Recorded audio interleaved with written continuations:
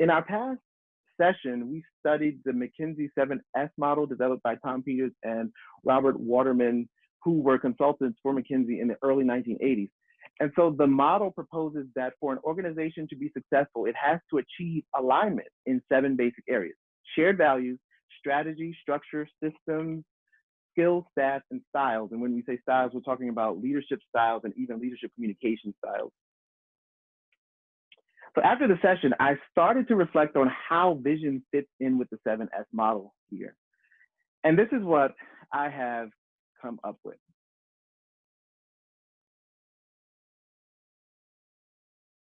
So we have talked about the importance of aligning and integrating vision with what currently exists in the organization.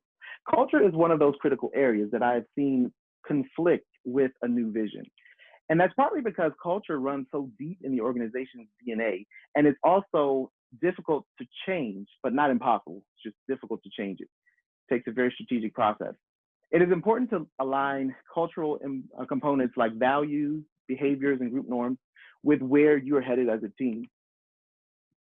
Many organizations have adopted a learning orientation also, and innovative companies are also building organization-wide coaching capabilities. And I've done 3 years or more worth of research on this. I'd be happy to talk to you about that at a later time. I'm also about to complete an HR development course that requires me to analyze an employee handbook.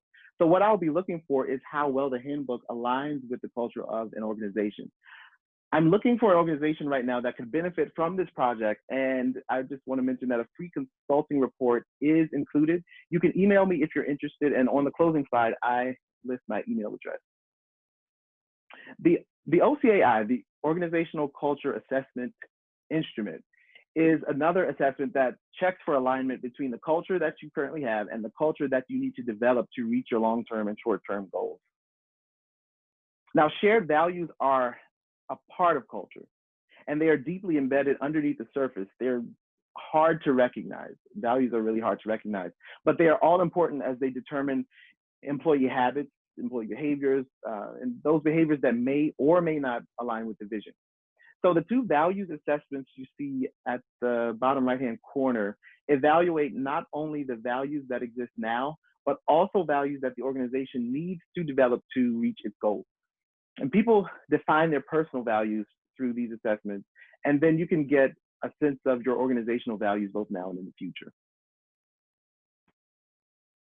Sometimes as leaders, and moving on to leadership style, our natural leadership style does not give us all of the results we're looking for in our people. I have access to, I have access to leadership style assessments that help you determine what your leadership style is, and then how to augment that style to match the outcomes that you want to experience within your job role. So other times, the priority strategies of the team need to be realigned with the future plans of the organization, as we can see here with vision and strategy. A few months ago, I conducted what I call a facilitator training for an education company who was looking to communicate more effectively. And so staff members, team leads, and senior managers all got together. They worked to learn principles and best practices of giving feedback and just the overall communication process. And so at the end, we came up with an organization-wide action plan.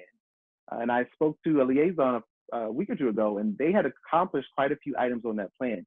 So this is just an example of how shared visioning works on the ground level through strategic thinking, getting everyone together on the same page, in the same room, and just having a conversation, mapping out your next steps.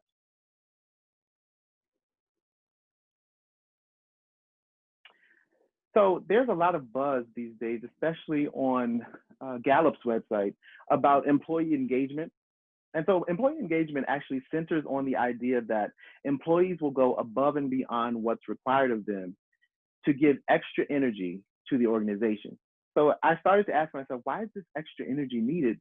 But it's really simple. It's needed, it's necessary for the change process. Anytime a phase change happens, even in the biological sciences and the natural sciences, anytime change is needed, you have to apply extra energy, like to boil a pan of water.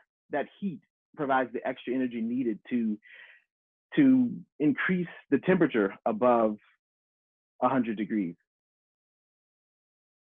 And so this energy will be used in organizations to bridge gaps that emerge in areas that include skills and overall competencies of the employees in the organization. Now, because your people will be working harder than usual when a vision and change are implemented or introduced to the organization, it is important to provide for their overall health through some type of well-being initiative, which are gaining ground. They're very popular now in organizations. When things change, so do communication patterns. So employees will need to be trained on new task-related skills and people-related skills. More and more companies are using coaching and mentoring to complement training in the overall development process.